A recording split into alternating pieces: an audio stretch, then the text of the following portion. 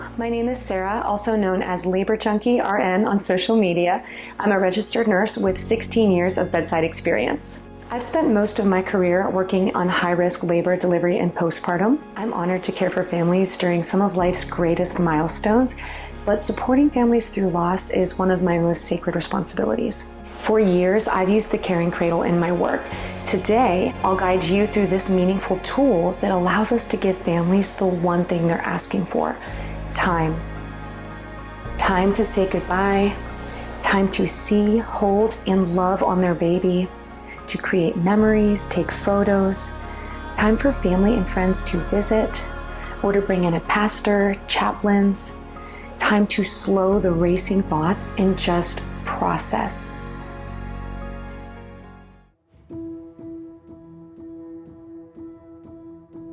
Not only does the Caring Cradle offer time for the family, it gives time back to you. A loss is hard on everyone, including us birth workers. The Caring Cradle is straightforward and low maintenance, which means no hunting down parts, no troubleshooting, no loud beeping. This way you can focus on the important things, your patients and your own emotions. The Caring Cradle is a closed, simple system that provides ongoing cooling through the base of the bassinet to the gel mattress. When the baby is placed in the bassinet or held using the gel mattress, we can extend time to families. You'll notice the bassinet is a soft violet color. That is intentional. Any staff who enter the room, housekeeping, dietary, nursing, will see the violet bassinet and recognize it as a signal that loss has occurred. This encourages everyone to approach the family with sensitivity and discretion from the start.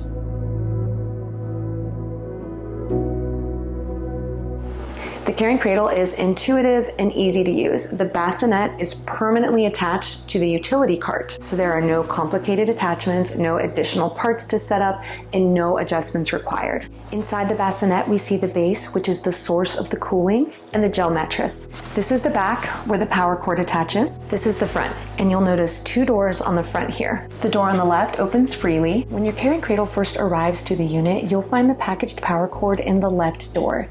After that, it can be used for convenient storage like blankets, receiving cloth, whatever you or the family needs. We suggest storing the gel mattress or the power cord in here between uses. Meanwhile, the door on the right is locked and will always stay locked. This is where the compressor is located. Staff and families will never need access to that compartment. It's only accessible with a key, which is stored with biomedical.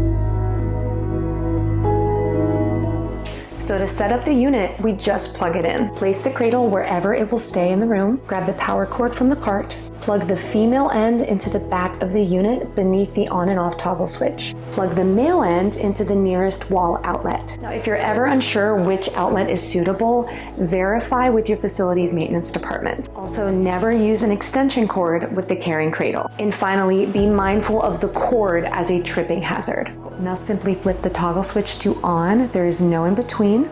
The temperature is preset, and that is it. Setup is complete. Now keep in mind, never cover any vented areas of the unit. The vents allow the cooling system to function properly. Any blankets, stuffed animals, personal items should stay either in the bassinet or in the storage compartment. Do not place them on or near the vents or over the top of the bassinet.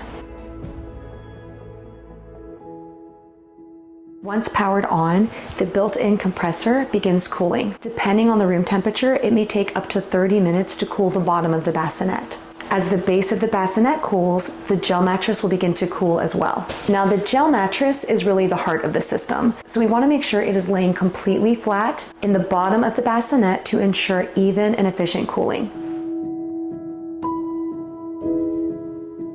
Now that the Caring Cradle is on and cooled, we have two ways to use it with the baby. First, we can simply lay the baby into the bassinet for cooling, photos, or general placement. Remember that keeping baby in contact with the cold mattress ensures the best results. If the family would like to use blankets or clothing, that's not a problem. Just make sure there's no more than one layer of thin fabric on the baby, such as a onesie or a sleeper, and do not place any blankets, swaddles, or other fabrics between the baby and the mattress. You can either lay the baby unclothed directly onto the gel mat and place swaddles or blankets on top of the baby, or the baby can wear one layer of thin clothing, such as a light onesie or sleeper, when being placed in the Caring Cradle. The second option is using the gel mattress as an actual swaddle anytime the baby is held. Here are some ways we can do that. We'll swaddle the baby with the gel mat first.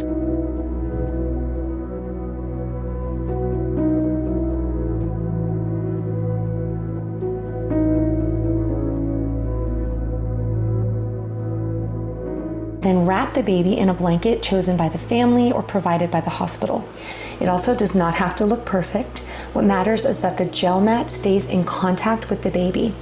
Take your time, be gentle. You can also adjust the blanket after swaddling so the gel mattress remains discreet and not visible when the family holds their baby. Once wrapped, the family can hold their baby and make memories. Mom is not tethered to the bassinet. When the gel mat begins to lose its coolness, it's time to return the baby to the cradle. The quickest, most effective way to recool the gel mat is to remove the blanket or swaddle from under the mattress and lay the gel mat flat again to recool. It's important to teach the families how to hold and properly return baby to the bassinet as well. This helps foster as much time as possible with their baby at the bedside. Once the mattress has cooled, you can then re-swaddle the baby and return baby to the family.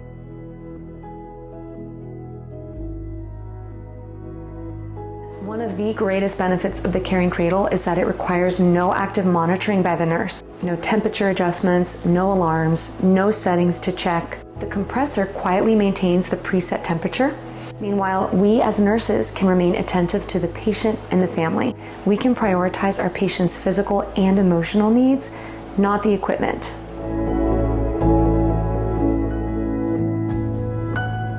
Some families may keep their baby at the bedside up until discharge. Other families may keep baby at the bedside for just a portion of their admission. Regardless, at some point they will no longer need the Caring Cradle. So here's what we do when they're finished using it. First, we turn the cradle off using the rear toggle switch. Now we unplug first from the wall and then unplug from the Caring Cradle. Store the power cord back in the utility cabinet. Make sure the gel mat stays with the cradle as it's reusable. Finally, we can clean the Caring Cradle and store it. Cleaning the Caring Cradle is a very simple process. You just don gloves and you will follow your facility's policies for cleaning any hard surface. Oftentimes that will be the purple top disinfectant wipes or Sani wipes, whatever is approved by your facility. Be sure to wipe down all surfaces, including the gel mat, because it's intended to be used repeatedly. There are no linens, no wooden parts, and no components that need special laundering or tracking. So to store the Caring Cradle, before putting away the Caring Cradle, double check that the gel mattress and power cord are present and placed in the front utility cabinet. Store the Caring Cradle in an air-conditioned space, ideally somewhere close to the unit so it's easily accessible when needed and less likely to get lost in the hospital. To avoid damaging the bassinet, make sure nothing is being placed or stored on top of it. After introducing the Caring Cradle to the world, we got helpful feedback from the staff and nurses that were using it. They requested a smaller version to accommodate early gestation losses and extremely premature losses. We listened and we created the Mini. The Mini is similar to the original in that it offers the same cooling function at the base of the bassinet that in turn cools the gel mattress, the same gel mattress that you can use to lay your baby on or swaddle the baby in, the same plug-and-go setup, the same cleaning and storage protocols. Unit unplugged, keeping the gel and cord together with the Mini, using hospital-approved wipes over the entire unit, stored near the department in an air-conditioned space with nothing placed on top of it. The Mini was designed for tabletop use. We know that many hospitals or facilities may not have extra tabletop or counter space in their patient rooms. If that's the case for your facility, please reach out and we can direct you to a cart available for purchase that works well with our Mini. To every birth worker watching this, thank you.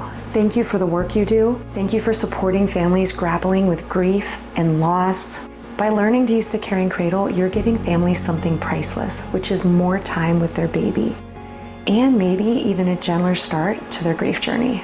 Your compassion matters.